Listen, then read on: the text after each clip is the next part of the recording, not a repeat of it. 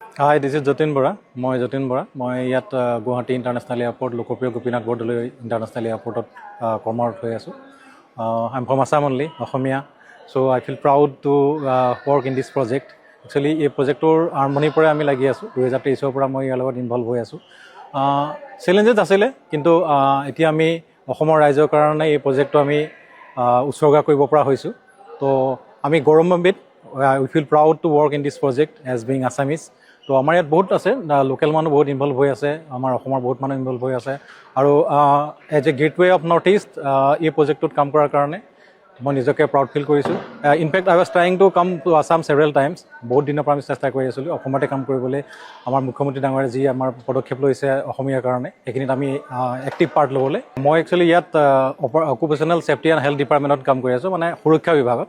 তো ইয়াত যিমানখিনি মানুহে কাম কৰি আছে এতিয়ালৈকে ভগৱানৰ কৃপাও ক'ব পাৰে, এতিয়ালৈকে একো হানি বিঘিনি হোৱা নাই তেনেকৈ। তো একো এটা লছ নোহোৱাকৈ আমি প্ৰপাৰ্টি ডেমেজ বা হিউমেন লছ নোহোৱাকৈ আমি প্ৰজেক্টটো ইমানলৈকে আগবঢ়াই আনিছোঁ। এইটো মোৰ এজ ৱেল এজ আমাৰ GIL টিমৰ credit actually. So' I am thankful to all stakeholders as well as associate partners those who have participated in this project to make it complete, make it successful for people of Assam as being Assamese. Thank you. মোৰ নাম শ্ৰী ৰাজকুমাৰ শইকীয়া। মোৰ ঘৰ গোলাঘাটত। যোৱা 2025 চনৰ March মাহৰ পৰা মই ইয়াত টাৰ্মিনেল অপাৰেশ্যনত কাম কৰি আছোঁ গুৱাহাটী এয়াৰপৰ্টত। আৰু এজন অসমীয়া হিচাপে মই ইয়াতে কাম কৰিব পাৰি নিজকে বহুত উপকৃত হিচাপে ভাবিছোঁ। আৰু মোৰ নিচিনাকৈ আৰু বহুসংখ্যক লোকে ইয়াতে কৰ্মৰত হৈ আছে, আৰু আশা কৰোঁ আগলৈও যাতে আমাৰ অসমীয়া মানুহ ইয়াতে কাম কৰে। আৰু জয় অসম। নমস্কাৰ, মোৰ নাম লিজা দাস আৰু মই টাৰ্মিনেল অপাৰেশ্যনত যোৱা 2 বছৰ ধৰি কাম কৰি আছোঁ। ইয়াতে কাম কৰি মই বহুত সুখী। আৰু ইয়াত এতিয়া ইমান ডাঙৰ এটা টাৰ্মিনেল খুলিছে, ইয়াতে মই মানুহক সহায় কৰিব পাৰে আৰু বহুত সুখী হ'ম। মই আৰু বেছি প্ৰাউড ফিল কৰোঁ যে মই অসমত থাকি পিনে ইয়াতে নিজৰ ঘৰৰ পৰা আহি পেলাই ইয়াতে কাম কৰিবলৈ পাই। বাট মোৰ ফ্ৰেণ্ডছবোৰে বাহিৰত যায় যে কাম কৰিব লগত পাৰিছে, বাট মই ইয়াতে কাম কৰি মই বহুত সুখী ইয়াতে। নমস্কাৰ, মই শ্ৰী বিকাশ কুমাৰ। মই পলাশবাৰীৰ পৰা আহিছোঁ। আমি ইয়াতে কাম কৰি বহুতেই সুখী।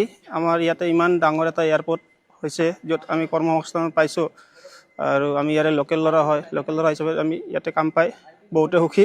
আৰু আমি ইয়াৰ পৰা বাহিৰত ক'তো যাব লগা হোৱা নাই, মা দেউতাহঁতক এৰি বাহিৰত। চ' আমি ইয়াতে কৰ্মসংস্থাপন বহুতে সুখী, বহুতে ভাল লাগিল। গৌতম আদাছক বহুত বহুত ধন্যবাদ। মোৰ নাম এন্থনী হেণ্ডিক হয়। মই গুৱাহাটী ইণ্টাৰনেশ্যনেল এয়াৰপৰ্ট লিমিটেডৰ আপোনাৰ লিগেল ডিপাৰ্টমেণ্টটো এতিয়া হেণ্ডেল কৰি আছোঁ। মই ইয়াতে আপোনাৰ জইন কৰা 2021 এণ্ড এয়াৰপৰ্টছ অথৰিটিৰ পৰা এয়াৰপৰ্টটো লওঁতে তেতিয়া আই ৱাজ দেৰ। ফ্ৰম তেতিয়াৰ পৰা এতিয়ালৈ নতুন টাৰ্মিনেলটো বনোৱালে 5 বছৰ হৈ গ'ল মই ইয়াৰ পৰা ইয়াতে কাম কৰি আছোঁ। মই ইয়াৰে লোকেলাইট হয়, আৰু মই আমি ইয়াতে সৰুৰ পৰা মই যেতিয়া গুৱাহাটীত ডাঙৰ হৈছিলোঁ, মই ডন বস্কো স্কুলত পঢ়া।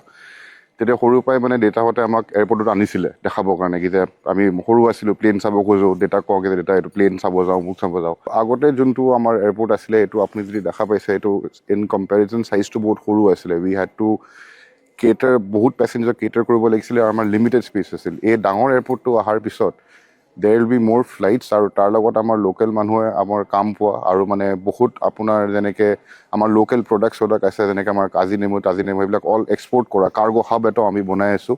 চ' that is a big boost for the state of Assam. মোৰ নাম ভৱেশ মেধি। মোৰ ঘৰ আজাৰাত। মই এয়াৰপৰ্টত চাকৰি কৰাৰ পৰা 33 বছৰ হৈ গ'ল, আৰু সঁচাকৈ ভাল লাগিছে ইয়াত কাম কৰি পেলাই।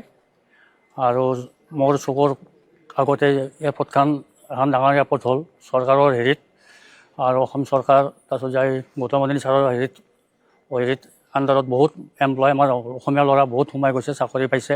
আৰু বহুত আমাৰ এটা ভাল লাগিছে কি আমি যে ঘৰত ল'ৰা ছোৱালী এৰি পেলাই বাহিৰত যাব লগা হোৱা নাই, সেইকাৰণে আমি সুখী খুব। আৰু চবকে মই ধন্যবাদ দিলোঁ। আৰু বহুত মানুহ ইয়াতে সংস্থাপন পাইছে, আমাৰ লোকেল ল'ৰাই বহুতে ঘৰ চলিছে।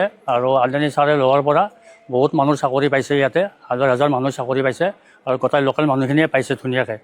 সেইটোৱে মোৰ সুখী, আৰু মানুহখিনিও বৰ সুখী পাইছে কাম কৰি ঘৰৰ ওচৰতে, পইচা পাতি খৰচা নাই।